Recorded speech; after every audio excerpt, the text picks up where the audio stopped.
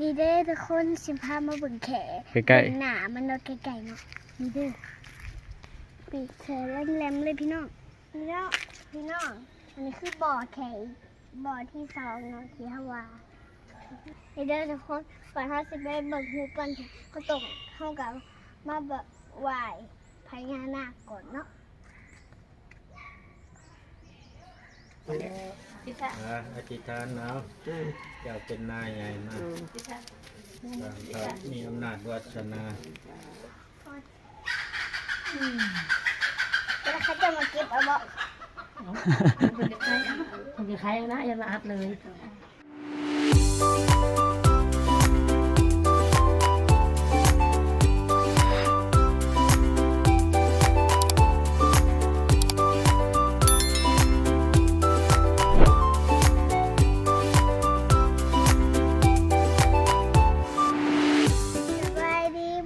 สีพามาเที่ยววัดป่าด้วยว่ามีสัตว์ต่างๆมีสัตว์อย่างๆนะไปชมกันเลย อันนี้ยังนี่ใช่ส้มยังนี่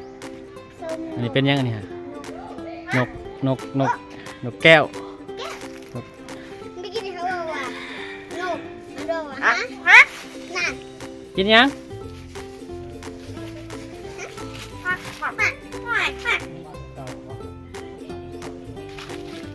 เอาไปเบิ้ง มันเหนได้ เอาไปเบิ้งเอาไปเบิ้งเนี่ยเอินด้วยเอินถามด้วย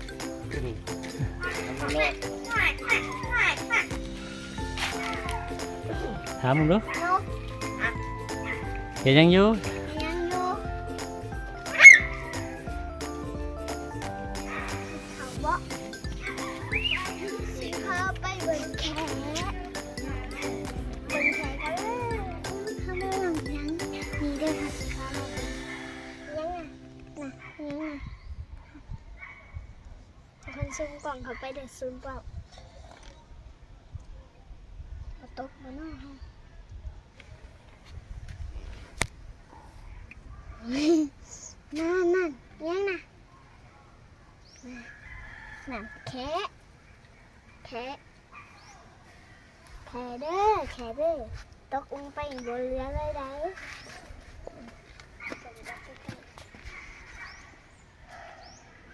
ถึงมาบอกตัวเดียวนั้นทีละอยู่ในน้ำมีประมาณ3 บ่อเนาะ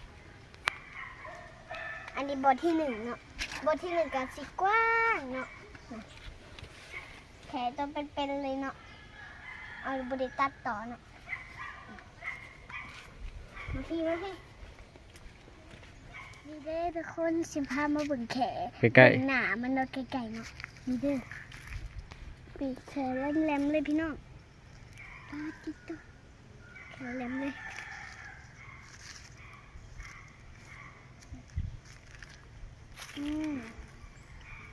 แช่ของแช่เดิมท่านผู้ชมทางการเป็นที่เรียบร้อยเนาะอันนี้คือบ่อที่1ทุกคนสังเกตไปก่อนนี้ด้วยนี่ค่ะมันจะมีฟองหายใจของแขกเนาะมันก็จะหายใจขึ้นมาฟองมันยังไงเนาะกระโดดลงไปมันก็จะได้กินเหยื่อเลยเนาะ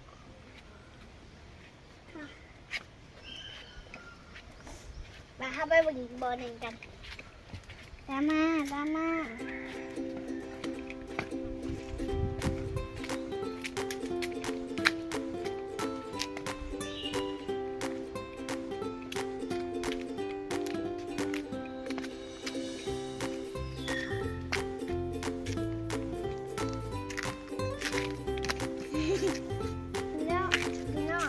นี่คือบ่อแข่งบ่อที่2เนาะที่ฮาวา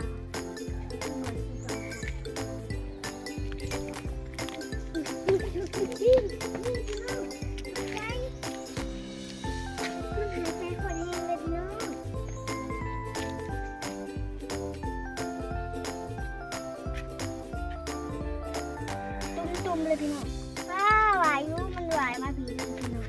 พูดนะเดี๋ยวพี่น้องอันนี้คือบอกที่เก็บบอลตั้งแต่ถึงว่ามีเศษขึ้นมาเลยเนาะ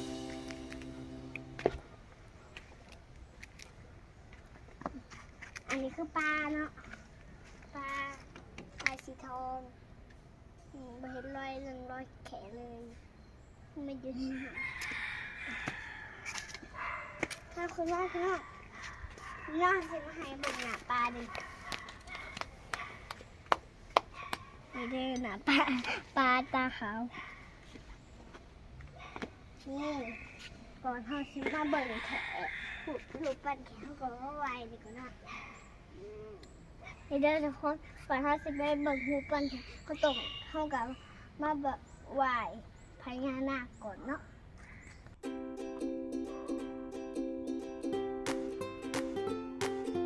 ตามมาใครจะเข้ามาเบิ่งแขนนี่คือหูปั้นแขน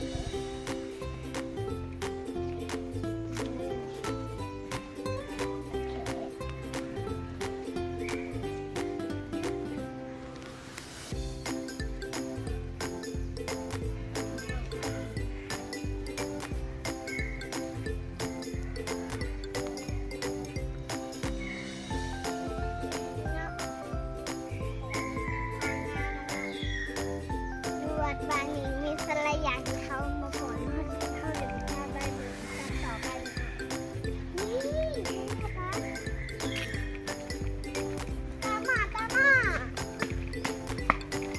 มีพันไก่เนาะกุ๊กว้าวมันกัดแล้วปะ มันบอกกัดดอกมันจะมันสิปบเจ้าแหละ ทุกคนอันนี้คือกวางเนาะกวางลินดีอ่ะตอนเซนตาจะไปแจกอันนะแจกของขวัญเขากันใส่กวางเลยมีทั้งงัวผอมเนาะ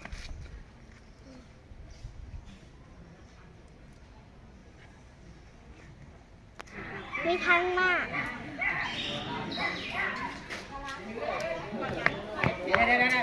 วันนี้พี่ชามายังวันนี้ มาวัดป่า มายังวัดป่า ปล่อยหมู มาปล่อยหมูวะ มาทำบุญ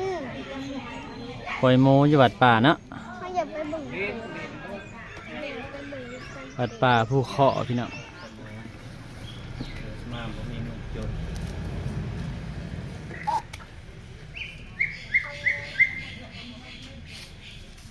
น้ำแม่เลยได้ลูก แล้วพี่ชาได้ เอาจะไปเอาไปจ้าน้ำแม่เขาจะไปเลยไปไม่จบ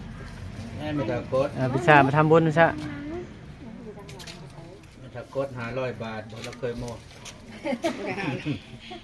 มันได้ช่องแสนได้ มาได้ไหม ยัง เออ ให้คือพัน คือจะเป็นยังไงบาทถึงไปลูก อืมถูกคนเดียว พี่จ้า อธิษฐานเอาเจ้าเป็นนายใหญ่มาก พี่จ้า บางพระมีอำนาจวาสนาเส้นลูกเส้นหล้านก็ได้นกด้วยกันบุญคำนำสู่อยู่ดีมีแฮมมาหวมทำบุญสร้างภายใหญ่หายพญาโลคามาทุกข์มาโศกมันโลกมันภัยทำบุญไปแล้วมันให้เงินให้หังให้มีให้ความให้ความอยู่ดีเป็นสุขอนุโมทนาสาธุสุขีปิโยวันยันโนสัมภโลโกวินันยันโนมาเดวันวันดารักโยสุขีเตขายุโกภวะพิวาจนะเสเรสนิจังอุดดาปัจจายโนจัตตาโลธรรมาวัฏทันติอายุวโนสุขังภะลังมันให้ยืนก็พอแล้วเจ็บก็จนปิดหน้าไว้วันนี้เบิ่งกล้องถ่ายภาพนิ่งนะมาสเบอร์เยอะ คนจูบนะ 435ชื่อเอามาแล้วเลขมันออก ใส่ปะ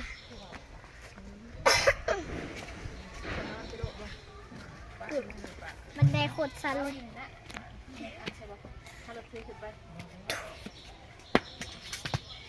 ต้องพดเกิบอ่ะ อุ้ยลืมปุ๊บ ไปไหว้คุณสับมือนี่เอาสับเมื่อผาก แม่เอา ครอบครัว ครอบครัวอยู่ดีมีแหง ปุ๊บเกิบปุ๊บเกิบ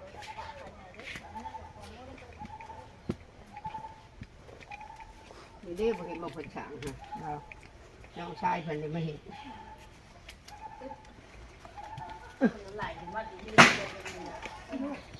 เฮ้ยไม่ นี่มาเที่ยวชมวัดป่าพี่น้องเอ้ยนี่ อืม วัดป่าภูเคาะ อืมบ่เคยไปขึ้นเพียงที่ต้องเพิ่นมาตามมาขึ้นจริงไปพูดลูกเขา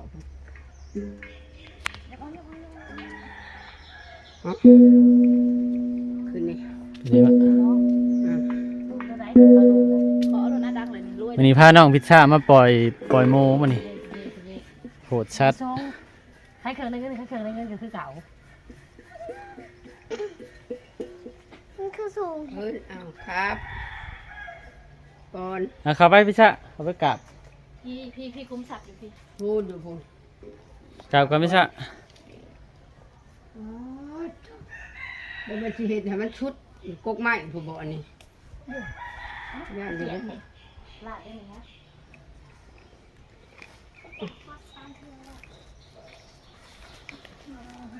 นี่ร้อนให้หนักแบบ เอาใส่เอาเฮ้ยเอามา หนามันคือเป็นบริษัทถ้าเอาไม่ออกมันสิล่มบ่ เดี๋ยวนี่ยังไปตั้งขางยังไม่ขางคนนั้นอ่ะเช้าเอาเช้าเอาเช้า เช้าเอาเช้าเอา เช้าเอาไม่ใช่ได้มีคุมเห็นบ่เห็นบ่จุกลุกในขณะขึ้นมาถ่ายใกล้ๆกันได้จ้าเห็นบ่เช้าลงไป เห็นบ่คุมสับ ตัวแดงๆโผล่ขึ้นมา นี่คุมสับนั่นแหละ อืม ก่อนลงไปหั่นน่ะก่อนพิซซ่า แล้วเขาจะมาเก็บเอาบ่ คนจะใครคนจะใครนะยังมาอัดเลยคนจะใครคนจะสามแล้วเนี่ย เอาจังแล้วพุ่นเนาะเอาเดินแข็ง ไก่กระไรลิ้นเอาแทนนี่ ทุกอย่างเขามาโผล่มาทุกอย่าง น้องพิชชาลูกโอ้ดังมอง ลูกพิซซ่า ๆตอนยามขึ้นตอนยามลงแล้วพี่น้องเอ้ยบัดนี้